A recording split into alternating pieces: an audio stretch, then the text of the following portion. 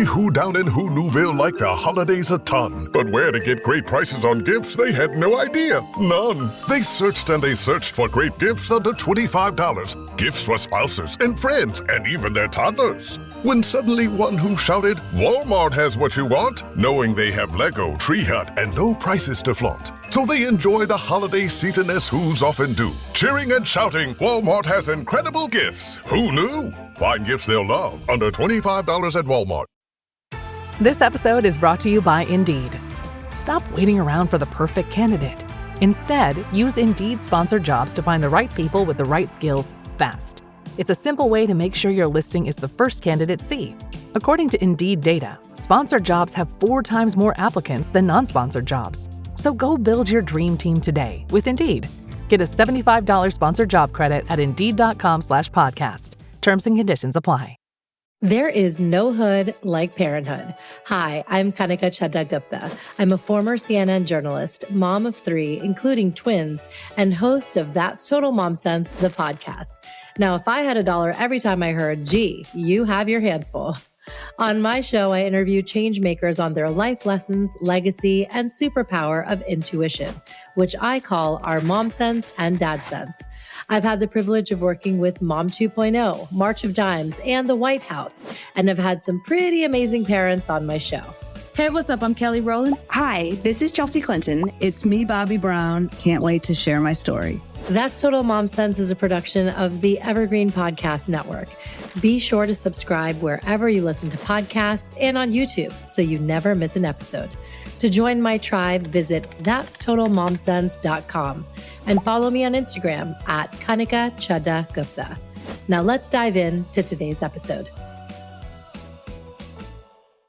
Today I'm interviewing the founder and mastermind behind a brand we all know and love.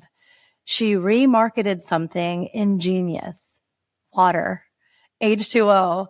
It's 70% of our body mass and we need it to survive. But wouldn't it be nice if it tickled our taste buds too? You've seen it on shelves in mass retailers like Target, Walmart, and Whole Foods. Okay, let me just tell you. It's Kara Goldin, who's the founder of Hint Inc., and she's best known for its award-winning Hint water, the leading unsweetened flavored water. Kara served as CEO for 17 years and is still a proud member of the board. She's received numerous accolades, including being named EY Entrepreneur of the Year in 2017 in Northern California and one of InStyle's 2019 Badass 50. Previously, Kara was VP of Shopping Partnerships at America Online.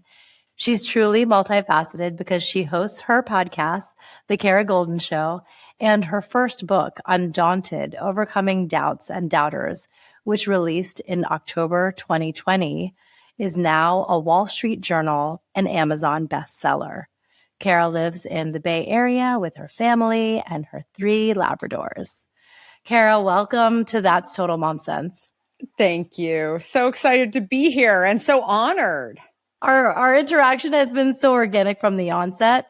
You know, we met through our common friend, Ben Watson, and have, so many other friends in our midst together, from Bina Shah to Palak Patel. And I feel like we were destined to meet and we just get each other. I really, really appreciate it. Yeah, no, I hear you. It's super, super great. Okay, so entrepreneurs are really, really fascinating people. They're always problem solving. And I feel like you are a born entrepreneur. You call yourself an accidental one, but you're not. I mean, in your book, you really illustrate how you've been so scrappy and resourceful from such a young age. You were the youngest of 5 in Scottsdale, Arizona. You dabbled in so many things. So take us back to your childhood. When you're the youngest of 5, you feel like your parents are tired. I said that in my book. I've talked in a number of interviews about this, and the number of people who have DM'd me on LinkedIn and where they're like, that so resonates with me. Like, it's like back then it's like, why doesn't anyone pay attention to me? And why can't they help me? But then later on in life, it becomes this like, well, I became independent and resourceful because I had to be. And it's true. I mean, it's like you take whatever circumstances you grow up in and make the best of them. Not to say that my upbringing wasn't great, but I think whenever you're a kid, you feel like the grass is greener on the other side. And I think my parents instead were very much about, you need to figure out a lot on your own. I was a big gymnast and was also a runner. And so my parents would like make me write out the schedule for them. We didn't have, calendaring systems or anything like that for the 5 kids. So they had all these pieces of paper and they'd make sure that if I had to be at a certain place, like it was my responsibility at a very young age to write out when these things are happening. So then my mom could figure out exactly how this was all going to play out, how I was going to get from A to B. And sometimes I would even have to figure out like, that's not going to work because my brother has football over here and my sister has swimming and all of these different things.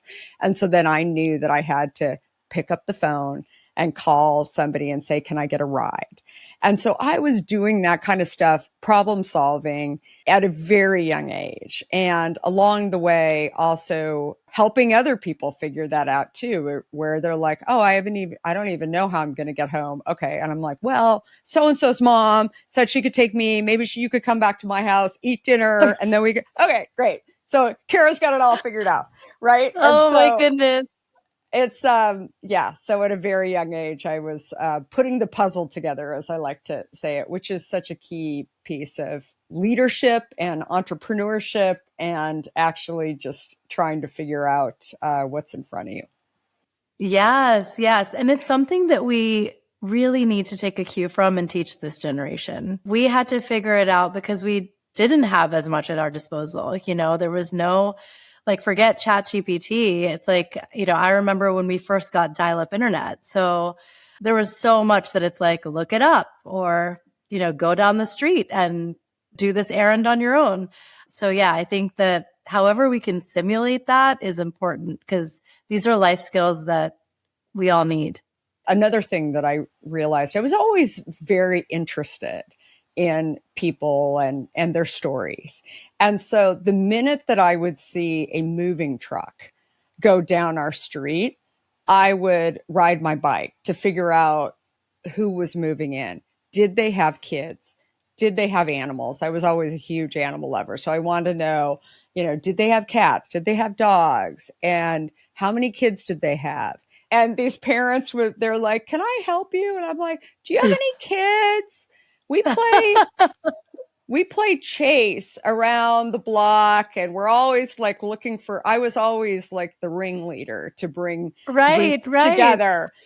Sometimes I'd find out like, what does the person do for a living? I tell my parents, I'm like, we should have them over for dinner. And my mom's like, that's like a lot. We have 5 kids, like to have people over for dinner. I'm like, okay, well, maybe we could just have a barbecue or something. I don't know, like something really easy. So I was always like, trying to figure out how do we bring connections? How do we get more of a community together? So that was always, my thing growing up. But the other thing I think that was really impactful, my mom was 40 years old when she had me, which back then was really old. So I had some of the oldest parents of any of my friends. And I also have a brother and a sister who are almost like another family. We all had the same parents, but they're 15 and 16 years older than me. Wow. So they were living in my house. I'm a little squirt, like still in diapers, and they're in, high school and starting college, right?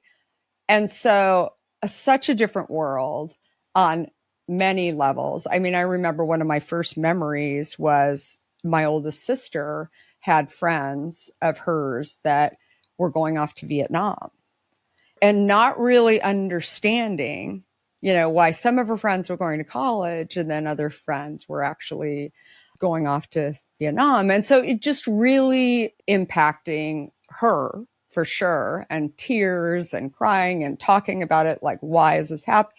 All of these kind of discussions that I barely understood, but I have a memory of them. When I started kindergarten, my mom decided that she wanted to go back to work. And she hadn't been working for years. She had been substitute teaching a little bit, but she hadn't been working for years. And she really wanted to have her own space and be able to do something. And she decided that she wanted to go into fashion. And so we all kind of looked around and thought, I mean, she's kind of fashionable, but it was definitely different. She was an art history major. And so she knew a ton about art, but not as much about fashion. And so she went to a store called Goldwater's that is no longer around in Scottsdale, but it was Barry Goldwater's family had started it. And she was in sales for them, but she was almost like a kind of a personal shopper. There wasn't that name, but she would be able to find anything. So she had people like all over, the US who would reach out to her because they knew that she was able to put things aside. And again, being able to switch careers, first of all, go back to work when she was in her mid 40s and totally switch careers was pretty crazy. And then she still loved art. She just didn't really know how to make a career out of it. She didn't want to work kind of in the museum space. And so she knew a lot about kids and she knew a lot about art. So the other thing that she did was, which I think was very entrepreneurial of her, was she decided that every child should really understand the classics in art. So she would go in, she created an after-school program. Anybody in the Scottsdale school system, in the public school system, who wanted to come in at lunch and learn about Van Gogh. And she would teach them, Picasso, how to recognize these artists from a very young age. And she talked about their stories. And, it was just amazing. And she didn't make any money from it. It was all volunteer, but she felt like she could create a difference just by being able to share those stories. Later on in life, I had such an appreciation on many levels for her just being able to say, I'm going to go start something. And no one was doing it. She said, I just want to know whether or not I can have some kind of impact. So I thought that was, very cool and obviously had some kind of impact on me as well. One other thing about your mom is that she let you be this adventurer. And so, when you were doing gymnastics or running, you mentioned how you were always on crutches or had a cast or something. And so she never said, stop the sport, even for you to have the chutzpah to be like, I'm not going to quit just because of an injury. All of us, all five of us were, doing some kind of sport. And it's interesting because I broke the most bones, hands down. Of the five kids, I was constantly breaking something. I just kept getting back up again. I learned so many things just by being a part of a team. I was always part of team. You never wanted to be the best on your team, because if you were the best on a team, then you weren't going to learn anything and you didn't have anybody to aspire, which is sort of counter to what I think a lot of people think. They get, kids get bummed out that they're not better than Lisa or whatever. For me, it was always about, are there a lot of people on this team that are better than me? If there wasn't, I lost interest. And I was constantly looking for, I would define the team that I was on. Even if I was one of the better ones, I'd be like, it's just not that. I mean, it's okay, but it's not. And, in many ways, you could also look at it as I wouldn't give myself enough credit for ever, being one of the better ones on a team, even though your title might be CEO or manager or whatever. I always encouraged people who were, hiring people. Do they know more than you do? If they don't know anything, then it's after a while, you're just going to be like, I have to teach them everything. And if you can't name, when you're interviewing people, if you can't name something that you're going to learn from this person, then they're probably not the right hire. And I still believe that today.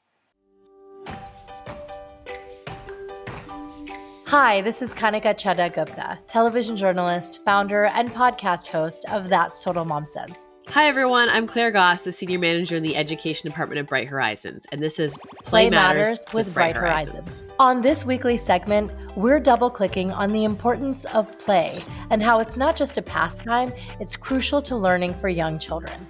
I'm here to clear up your misconceptions about play and learning. We're going to talk about the benefits of play, the different types of play, how to encourage play even when your child says, I'm bored. So grab a notebook, the Notes app on your phone, or take some mental notes on today's takeaways and share them with your friends. Listen in because play matters. This segment is Play, a foundation for success. There is a misconception around play because it's not just about having fun. There's so much more to it. It's also the first step to help set your child up for success. Isn't that correct? Yeah, I think you just touched on something really important, which is that when you ask a parent what they want for their kids, it's that I want them to be happy and successful and healthy, right? So there are things you can be doing right now as a parent of young children to set them up for success. And one of the big ones is letting them play. Like you said, it's not a nice to have, it's a must have for young children.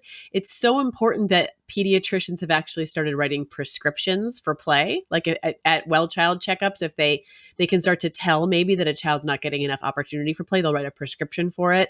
The United Nations has actually enshrined play as a fundamental human right of every child in the world. That's how important this is.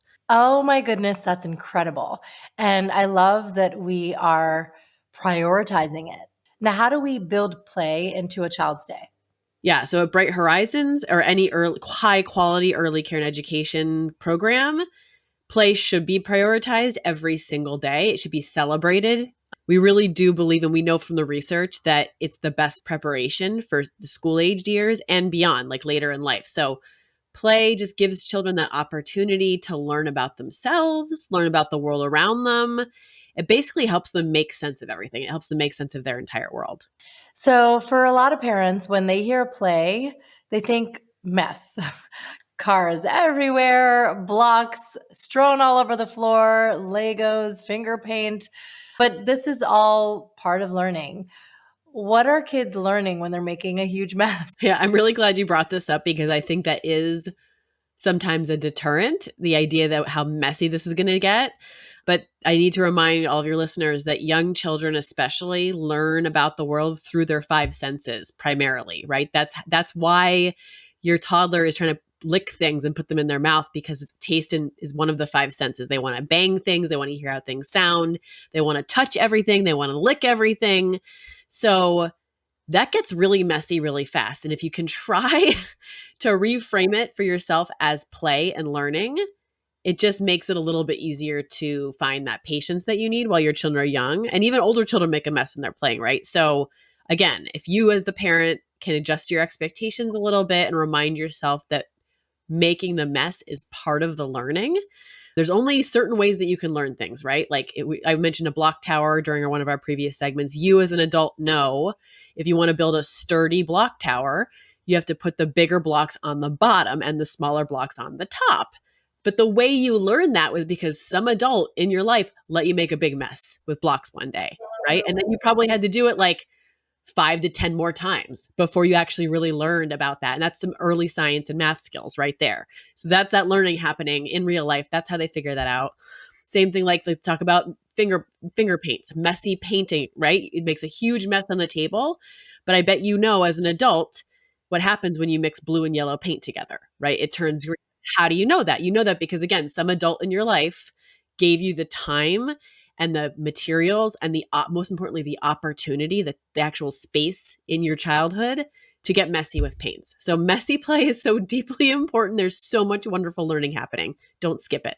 What should parents look for when considering a childcare center to enroll their kids in? One of the most important questions I would suggest that parents ask is, what is their framework or philosophy that they use for their kids when they're thinking about a day in the life of a kid at your center, right? So you might hear terms when you're touring centers, terms like we're a play-based center, we're a Montessori center.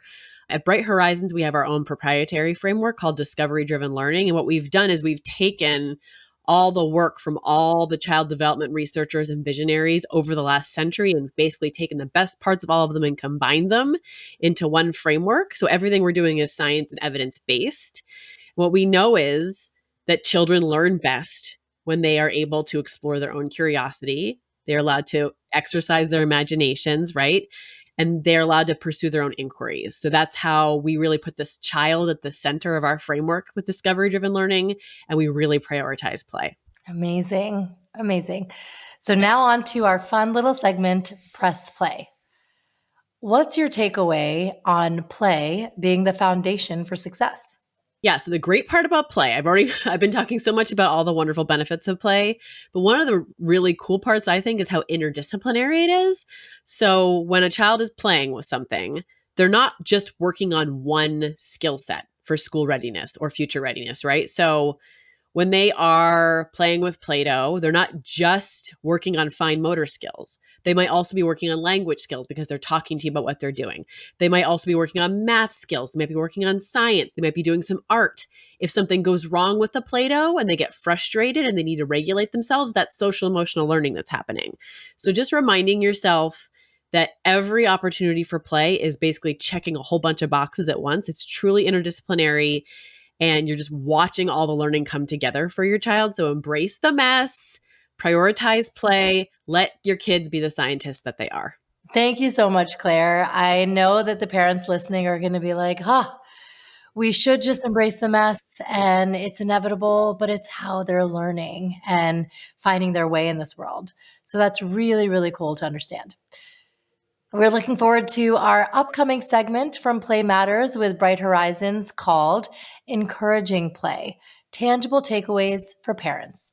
Thank you for tuning in. We hope you enjoyed this week's Play Matters with Bright Horizons segment. To find a center near you, get access to free parenting resources from experts, and tune in to one of my favorite shows, the Bright Horizons Parenting Podcast, Teach, Play, Love, visit brighthorizons.com.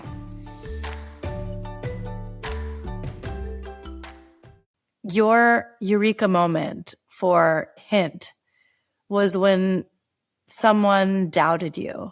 Lead us up to that moment with your career trajectory and how you arrived at this aha moment. I started my career actually in media, and like you, was at CNN at one point in the very early days. Had started my career actually at Time, and then went on to CNN. And then when I moved out to Silicon Valley, I worked for a little startup that was a Steve Jobs idea that was spun out of Apple. I didn't work at Apple, but it was my first foray into sort of Silicon Valley startups. Our company was acquired by America Online, and I was running the e-commerce and shopping partnerships there for 7 years and ended up building a business that was $1 billion to AOL. I actually had my first couple of kids while I was at America Online, and then decided to take some time off. And it was during that time that I was taking time off, I was trying to figure out what I wanted to do next. And sort of the number one thing that I had identified was I didn't want to travel as much. That was the number one thing that I had figured out about what I wanted in a career. And I definitely did want to continue working, but I wasn't sure exactly what that was going to be. But while I was doing that, I was getting pregnant again, had kids very close to one another. And I started looking at what they were putting into their bodies. That kind of led me to really start to question why we're giving our kids apple juice after breast milk or formula. And because I was supplementing with some formula as well. And so after basically dictating what they were going to have, I felt like a hypocrite because I was drinking all this diet soda, Diet Coke in particular. And I decided to quit Diet Coke. I lost a bunch of weight that had been a real issue for me to lose just by switching over to water with some sliced fruit in it. I thought, wouldn't it be so cool if I could put a product on the shelf at Whole Foods and be like the other products on the shelf at Whole Foods? The first day that we ultimately sold product, I was actually delivering my fourth child in the hospital, and I got a phone call from the guy who was stocking the shelf at Whole Foods, and he said, you need to come back and replenish the hint on the shelf. And I was like, what do you mean, like replenish? He's like, well, it's gone. And I'm like, oh, well, I just gave you 10 cases yesterday. Like, are you sure I hadn't thought that much. Like, what happens when people actually buy it? I just wanted to put it on the shelf. Of course, I wanted to sell it, but I didn't think it was going to happen that fast. Then Whole Foods was saying, okay, well, some of our other regions, like Denver, wants the product and Los Angeles wants the product. And we're a heavy product. So I thought, if I'm going to have to ship the product, the actual cost is going to go up of the product. It's like going to cost me to actually be able to ship this, an all-in cost. So a friend connected me with somebody at Coca-Cola, had a conversation with the very nice gentleman over the phone at Coca-Cola. We didn't have Zoom back then. I told them how this product is selling, and now they want to bring it into different regions, and you guys have all these trucks. I've seen the Coca-Cola trucks all over. And he interrupted me in this conversation and said, sweetie, Americans love sweet. This product isn't going anywhere. My life just kind of blanked out at that point. And then I just thought, okay, he just called me sweetie. I'm like sitting here listening, trying to figure out if I'm going to hang up the phone on him or not. And then suddenly I thought, wow, he's actually telling me what he tells his team at this large soda company, that Americans Americans love sweet. They don't need a product like Hint. And here I had seen firsthand that myself and my family had been helped significantly by moving away from all these diet sweeteners. I was a huge diet soda drinker. I was a customer. I was a big customer of theirs. I was called a heavy user. What I saw from that conversation was that I could be offended. I could hang up the phone. I could do all these things, but I had just gotten really valuable insight into how they thought about things. That's when I thought I had a choice. I could either, he wasn't going to distribute the product at that point. He was, trying to get me to quit, which I could definitely do, or I could throw the gas on, because he had one thing that I didn't have, which was a whole lot of capital to put behind a business idea. He wasn't going to help me.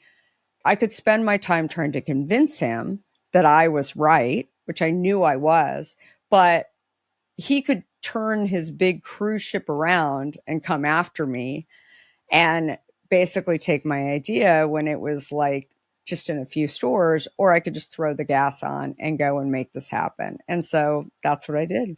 There is this pivotal moment when you become a mom, I have to say, because now you're just acutely aware of what you're feeding your kids. It just catalyzed a new career path for you. And that's something that, with my experience too, I knew there was TV, but after I became a mom, it was like, I think my life calling is something else. I believe that we all have this intuition. So I want to start there. How did you know that you were like, I'm going to take this big ass risk with my 4 kids and family and all of that to do this venture? Because there's something in your head that's saying you can do it. What I saw was that I had seen it make such a difference in my own life, giving up this diet soda. And I thought, here I am, thinking that everyone else is going to solve my problems, right? That if I get on their trucks, if I do this, but the reality was that he couldn't see what I saw. And I think that that's the story for so many entrepreneurs, which is super hard, because you're like, you feel like you're going up against a wall. You're trying to get people to understand, and they just don't, right? Because they don't have the same, they're not visionary entrepreneurs. They don't have the same lens into something, or passion or belief into something, curiosity as to why. They're not willing to sit on phone calls with people who are taking their ideas down, right? And saying that this is discrediting them in some way. Instead, they were dealing with a person who was, used to getting back up again and would just keep at it, because I kept feeling like I was making progress along the way. So for me, the building hint actually had a purpose. And I felt like if no one else did this, then it wouldn't actually happen. And I still believe that today. And I think as a parent that I wanted to do something that made a difference. And I think that everyone does want to do something that makes a difference. And if you have an idea to build a company that you think could actually have impact, and impact around, something that you and many others care about. Health, I think, is something, it doesn't matter how much money you have, your gender, cultural background, and like health makes a difference in people's lives. And when you don't have it, that is a very sad thing. And I have to touch on the statistics. In 2023, women made up just a measly 13.2% of all startup founders. 2% of female founders have raised over $1 million, and just a fraction of that percentage are women of color. So the stats are kind of stacked up against us. What was it like going against the odds as a woman running your company? We raised a lot. Like, there's two ways to raise money. It's probably its own podcast, but you can either raise a big chunk of money, which certainly people do in tech and in Silicon Valley when they're going out and starting an idea.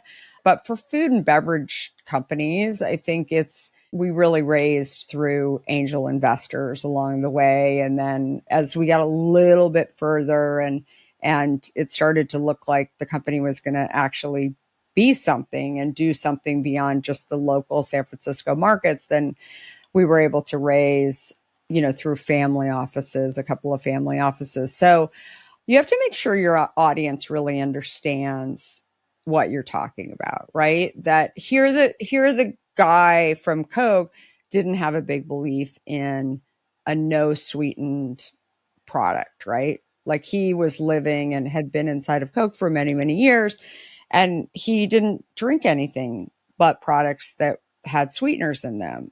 I think it's the same when you go out and raise money, that if you're going out and really talking about your, in my case, my addiction to diet soda and how I gave it up. I mean, the number of people who were sitting across the table from me who didn't drink Diet Coke, because Diet Coke is typically a female consumed product. I mean, there are men who consume it, but it's way more, right? And I think that's the thing that I always share with entrepreneurs, is that if you've got a feminine products company and you're running into a room and it's a bunch of men in the room, they're not even going to be able to hear you, right? Because you're not really speaking to anything that they could relate to. And if they start talking to you about, like, I should talk to my wife about this, or my daughter, or whatever, they never will. Tell us a little bit about your motherhood journey. I have 2 girls and 2 boys, and they're very close in age, which is awesome because they're all really good friends, all 4 very different. And my husband, he was an intellectual property attorney.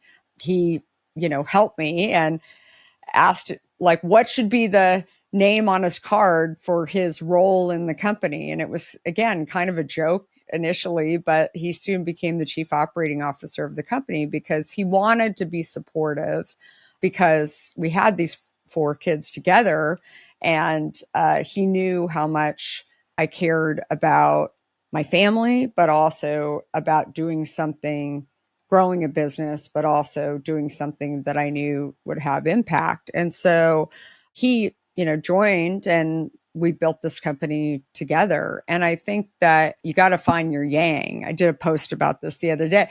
Like, we're very different people. People are always, I mean, we still have people who say, we met in New York City. He was going to law school, actually, with a friend of mine that I grew up with in Arizona. People were like, I can't even believe you two are together. On like, they still say that. We're like, we've been married for a long time, but Yeah. it's funny because I think that it's the same with being a parent. It's nice to have people who are two very different people and have different perspectives, because it leads to very healthy conversations. The way that both of us were raised, the way that both of us, we never had sort of a sit down on here's how we're going to parent. The same way, like, here's how we're going to manage people when we were running Hint. I mean, I think for us, it was very much about, we blend it. And when there's problems that surface, we talk about it and we figure it out. And so I think like that very much is the ethos of, parenting, as well as our journey of entrepreneurship and leadership. How do you reconcile any of the mom guilt? We always feel, am I doing enough? Is this enough? Am I present enough? And it's something that, we really need to silence that inner critic in our head. Is there anything that you've learned that you're like, oh no, I'm good with all that I've imparted? Well, I think you're never going to be able to totally silence it, right? I think that the beauty of being able to start your own business, though, is that you can, make your own hours to some extent. So I was able to plan out what my day and what my week looked like. And sometimes that would get disrupted if one of the kids, the school nurse called and, I had to cancel everything and go figure out how to do that. But I think the other component was that I had another parent, my husband, in the house who was also, we were able to look at our schedules together and figure out who could do what in order to make it all happen. And if you're not enjoying it, you have to figure out how to do that in some way. And I think it's the same, for being a leader of a company too, or starting a company. If you're not really enjoying it, then you shouldn't be doing it anymore, or you shouldn't do it at all. Later in life, your kids are going to see that you did something that you really enjoyed. And now that I have kids that are, just starting out and after going to school for many, many years, that's what they've seen. Like, some of their best friends are making choices to go and do things because they're going to make a lot of money. My kids want to make money and they want to be paid, but they actually feel like if I wait a little longer and figure out what's really going to get me up in the morning, it's all eventually going to work out. Yes. And lastly, what does your intuition, or as I call mom sense, mean to you? Everything. I think that's another thing that comes with age. It's like what you're doing every day and the people that you surround yourself with and the vibes, or, whatever, I think are critical. So I think that the more you have a sense for that, the more, you can be a great parent, be a great entrepreneur, be a great human. I love that. Thank you so much, Kara, for joining me today, and for our friendship, and for all your wisdom. This was really, really incredible. And I know my audience is going to just eat this up. Thank you so, so much. Thank you so much. Thanks for listening to today's episode. I hope you got some great takeaways from our conversation. Join my community by logging on to that'stotalmomsense.com. If you haven't already, please subscribe to That's Total Mom Sense, the podcast, wherever you listen, and be sure to rate and review. On socials, my handle is @Kanika Chadda Gupta on Instagram, Threads, TikTok, and X. You can also find me on LinkedIn. My episode videos are on YouTube and YouTube podcasts, with highlights on YouTube Shorts. Write to me at that'stotalmomsense@gmail.com. My team and I read all your pitches and feedback and are so glad to be in touch. Remember, always trust your mom sense and dad sense. Stay strong, super parents. See you soon.